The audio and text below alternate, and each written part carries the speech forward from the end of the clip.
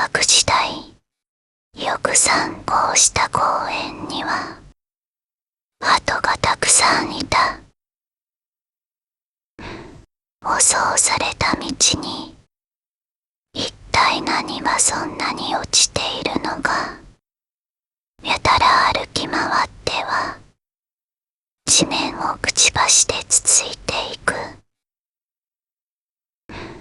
中でも、よく俺が腰掛けて、ぼーっとしていたベンチの近くに、いつも鳩が群れをなしている一角があった。何羽もの鳩が、しきりに地面をつついては、何かをついばんでいる。このベンチに座って、弁当の残りかすでも投げている人でもいるんだろう、と思っていた。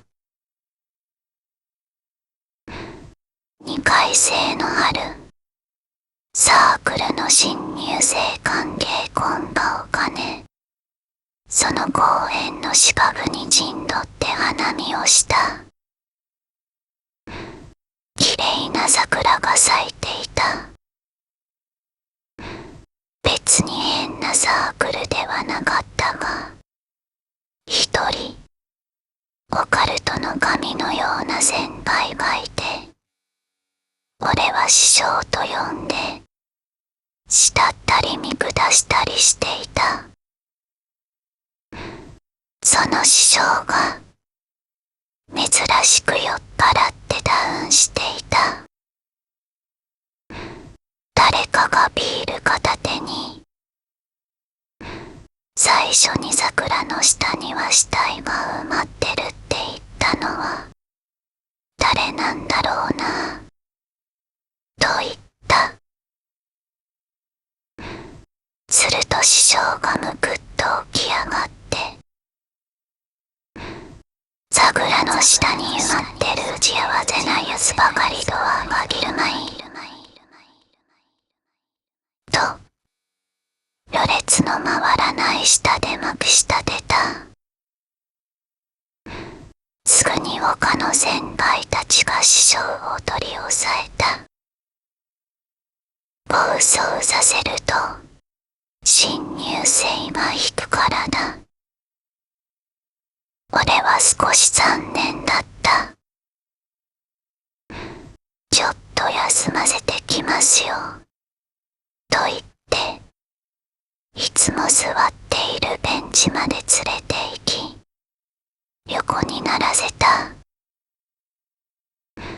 しばらくしてから、水を持って隣に腰掛けた。さっきは何を言おうとしたんです。師匠は荒い息を吐きながら、そこ、鳩がいるだろう、と指をさした。ふと見ると、すでに日が落ちて暗い公園の中に、鳩らしい影がうごめいていた。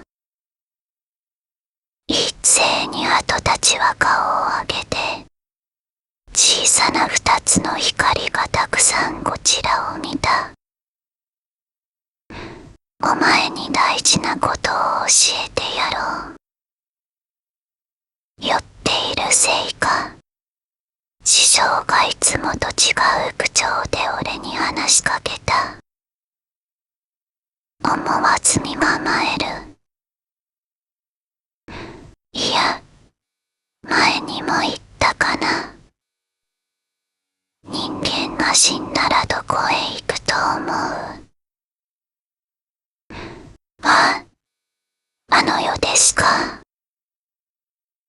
師匠は深いため息をついた。どこにも行けないんだよ。なくなるか、そこにあるかだ。よくわからない。師匠はいろいろなことを教えてくれはするが、いうか、宗教が勝ったことを言うのは珍しかった。だから、隣にいるんだ。人間にとっての幽霊とか、そういうもののことを言っているのだ、と気づくまで、少し時間がかかった。そこで後に食われてるやつだって、亡くなるまであって、それで終わりだ。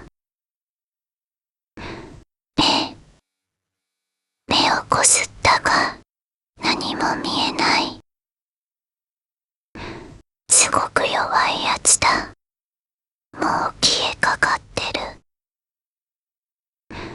あとは、何を食ってるかわかってないけど、食われてる方は、食われたらなくなるって思ってる。だから消える。わかりません。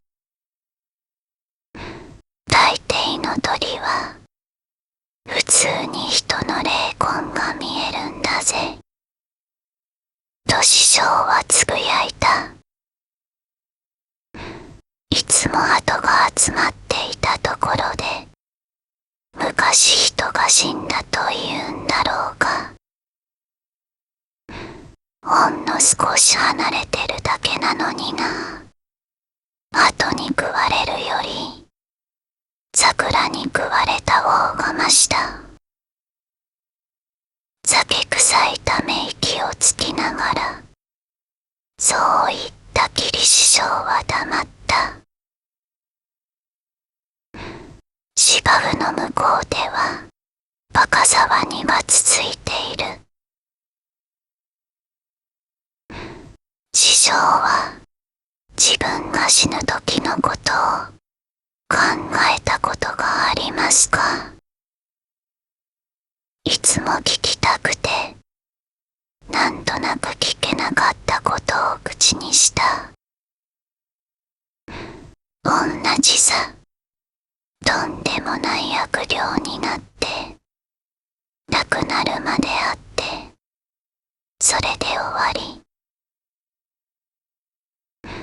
ワンステップを多かったが、俺は流した。